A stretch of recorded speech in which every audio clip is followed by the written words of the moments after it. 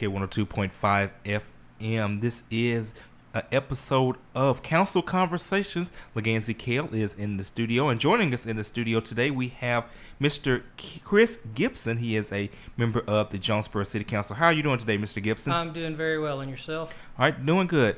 Tell us a little bit about yourself, what ward you represent, how long you've lived in Jonesboro, and what do you do when you're not being an alderman?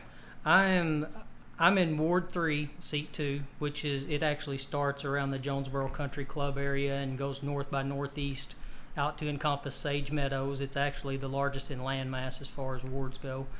I've been in Jonesboro all my life. I'm a lifelong resident, graduate of Jonesboro High School and Arkansas State University, where I got my degree in exercise physiology and went on to get my MBA in healthcare administration. And I currently am the Regional Director of Operations for R-Care Northeast, which is a group of medical clinics in Northeast Arkansas and Western Kentucky.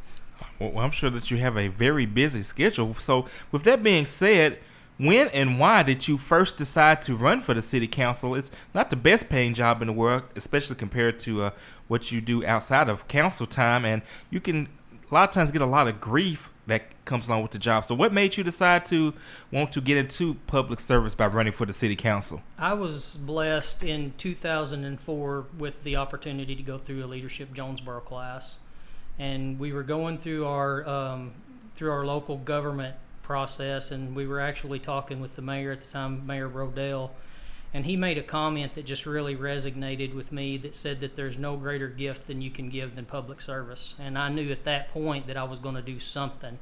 I just didn't know what it would be. And in 2008, I was approached by one of the candidates that was going to be running for mayor, an outgoing mayor, Doug Foreman, and they asked if I would be interested in possibly running for Mayor Perrin's seat when he vacated the office. I gave it some thought and decided that, you know, this was my calling and it was time. The city's given me so much and it's time for me to give back. So I'll be seeking my third term this upcoming election. Okay, and just kind of let the listeners out there know, just talk about an experience that has really touched you or meant a lot to you since you have been serving on the Jonesboro City Council. I think some of the things I'm most proud of as far as the accomplishments we've made are related to public safety. You know, we've received the highest recognition in our fire safety. We have a new police station that's opened over here on Caraway Road. One of the things that I was passionate about is I sub-chair the E911 committee, and one of the things that I've really tried to put focus on and keep in the mayor's ear about over the last 8 years is updating those facilities, and those were updated this year, which is very near and dear to my heart. Okay, now you mentioned updated facilities. What are some future plans for some of the facilities of Jonesboro? What would you like to see in the future regarding some of the facilities? Well, you know, as we continue to grow, I think that I think we need to shift our focus a little bit. We're in a very good spot. We've been able to recruit and retain industry. We sustained growth over the course of the last 8 years of about 3% a year, which is unheard of across this nation. We've made some improvements in infrastructure. We've still got a long ways to go in that. And the Tiger grant that we received for Highway 18 overpass is going to alleviate some of that burden. I think that our future success with a highway commissioner being local, and I think that that's going to play a role in our successes moving forward as well. Okay, and what are some of the accomplishments besides what you just named that the city has made that you are most proud of?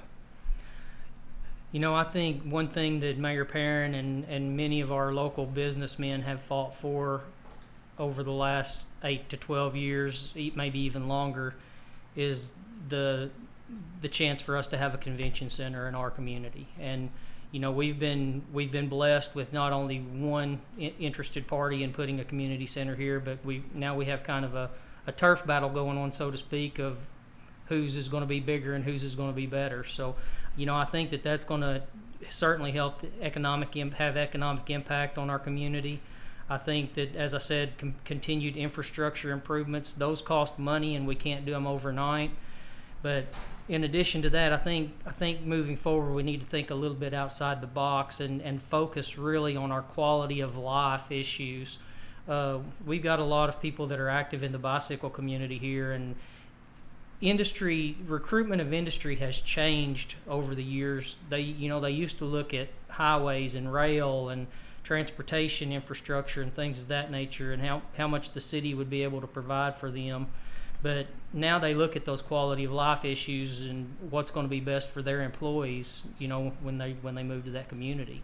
We're speaking with Chris Gibson. He is a member of the Jonesboro City Council. He represents Ward 3, Position 2. This is Council Conversations on KLEK 102.5 FM. Now, Councilman Gibson, my next question is, what are some of the major concerns facing Jonesboro right now that you feel most important about?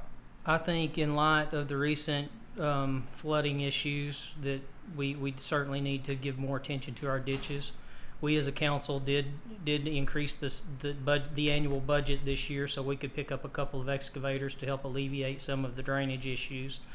I think we've really got to look at those. We do have some hot spots, as you all well know.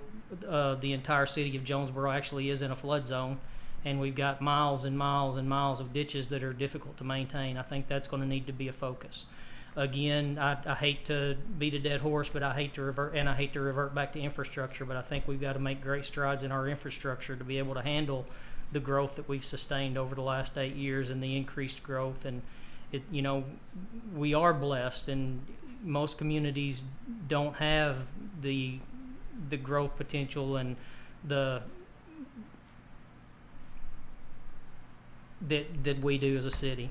Now, you mentioned infrastructure. What are some of the specific infrastructure projects you feel need to be improved upon to ensure that we don't have any drainage issues going forward?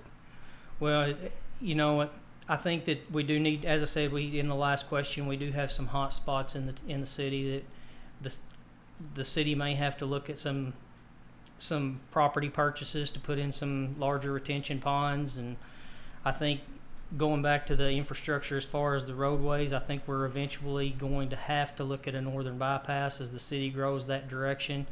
The Highway 49 corridor is an economic boom for us right now, and with the addition of NEA Hospital over the last few years, and the Greensboro Village project that's about to go underway here soon, and the way Brooklyn is growing in their population, I just think we're going to have to look at something along that corridor.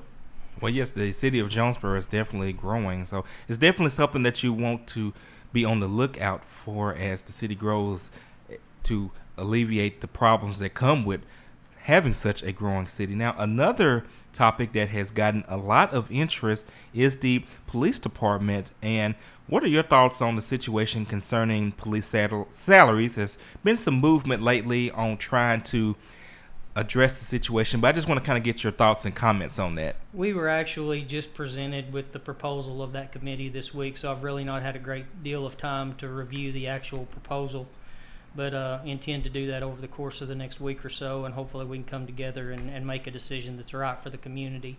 We the police issue nationwide it's just a very difficult time right now for our law enforcement officers and public safety in general. And I feel that we definitely need to do something to compensate them for the work that they do. They put their lives on the line every single day for each and every one of us. So I don't disagree with that. I think the way they shook the sugar tree might have been overreaching a bit, but it got the ball rolling. So, we're moving in the right direction. We're actually trying to develop a plan. My question is does it need to stop with police, or do we need to incorporate fire? Do we need to look at sanitation? Do we need to look at the street department? I mean, where all do we need to focus those efforts in regards to the rate increases? And I want to do it smartly. I don't want to bankrupt the city, but in answer to your question, something has got to give. All right, so you are on record in favor of some kind of support for the police and potentially fire and other city employees as well. I am on record of saying that, but as I said, I can't do it and jeopardize bankrupting the city. We got to have smart growth. And it's understandable, because if your city is bankrupt, then nobody gets paid. Exactly.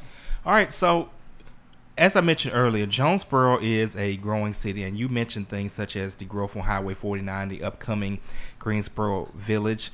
What do you think Jonesboro needs to continue to grow, and not only to continue to grow, but to be best equipped to handle that growth? You know, I in my opinion, I think, as I said, I think that we've got to look at the quality of life. There's more and more bicycle traffic in Jonesboro than there has ever been before. I think we need to accept that that's going to continue. We need to look at bike lanes where we can.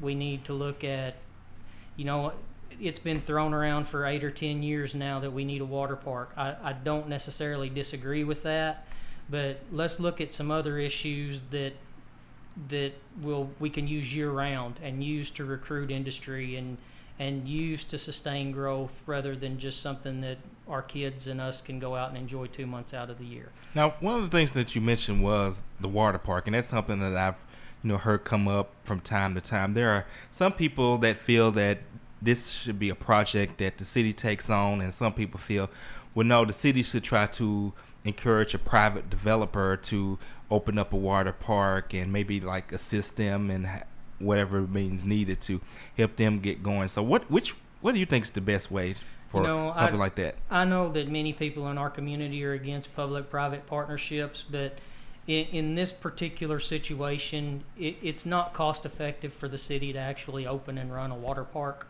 Although I would love to have one, my daughter would enjoy it, my entire family would enjoy it, but I feel that a public-private partnership, bringing someone in that knows the business, that's what they do day in, day out, to run and maintain and operate, and perhaps us just supply the land. That may be our best option, and then possibly some kind of financial stipend if we have the money to do it. All right. Well, that's certainly a potential solution, and I think that's what it's all about. Is you have a problem or a situation, and people coming together with ideas and taking the best of all of those ideas to try to come up with a solution that is satisfactory to all parties involved. We are speaking with Chris Gibson. He is on the Jonesboro City Council. He is the Ward 3 Position 2 representative. Now, Councilman Gibson, my next question is, where do you see us as a city within the next 10 years?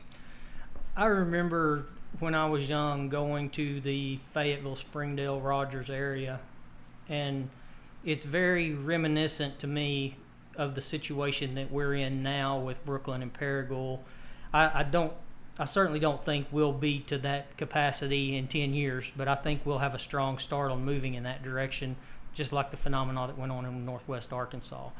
As I said, we've got a local highway commissioner now that can shake the bushes and try to get some things done here that we need done as far as infrastructure. And we've the designation of I-555, that's going to be a huge impact on the success moving forward of Jonesboro. All I see is continued growth. I don't see us slowing down anytime soon, and I know we've got to get a handle on some traffic issues and things of that nature, but Jonesboro is a great place to live right now, and we should consider ourselves very fortunate to be in this community. And I absolutely would agree with you.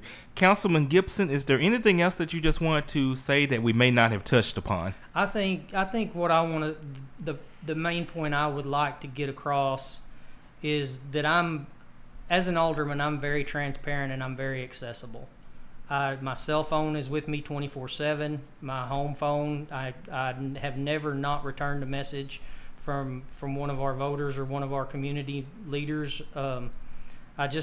I'm very transparent. I want input from the public, so please, by all means, if you have ideas to move this city in the right direction, I'm not always going to make everybody happy, but I'm always willing to listen to every side of every situation. All right, and could you provide information on how people could get in touch with you, perhaps at City Hall, or any contact information that you wish to share, so that if those people do have those ideas, that they can reach you? Email address would probably be the easiest way. It's cgibson@jonesboro.org, or my cell number is 870-243-1914. All right, we have been speaking with Councilman Chris Gibson, representative of Ward 3, Position 2. We want to thank Mr. Gibson for stopping by our studio today. This is Council Conversations, and this is KLEK on 2.5 FM.